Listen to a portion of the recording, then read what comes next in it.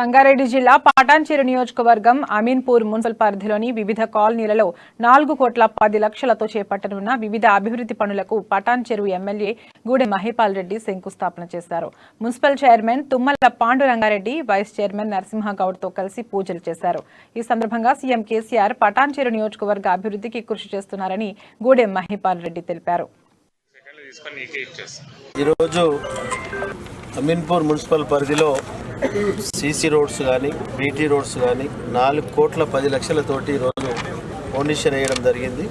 ఈ కార్యక్రమంలో చైర్మన్ పాండురంగారెడ్డి గారు, వైస్ చైర్మన్ నరసింహగౌడ్ గారు, స్థానిక కౌన్సిలరు, స్థానిక బస్తీ పెద్దలందరూ పేరు పేరున మీ పత్రికా సోదరులకు ధన్యవాదాలు. Jayalakshmi Nagar, Sai colony, TJR colony, ఈ కాలనీలలో మౌలిక వసతులు సమకూర్చడానికి ఎక్కడ కాంప్రమైజ్ కాకుండా స్థానిక ప్రజలతోటి, స్థానిక కౌన్సిలర్ అందరూ కలిసి ఎప్పటికప్పుడు సమస్యలు సేకరించి పరిష్కరించే మార్గంలో ప్రజలకు అందుబాటులో నుండి ముందుకు పోతాం.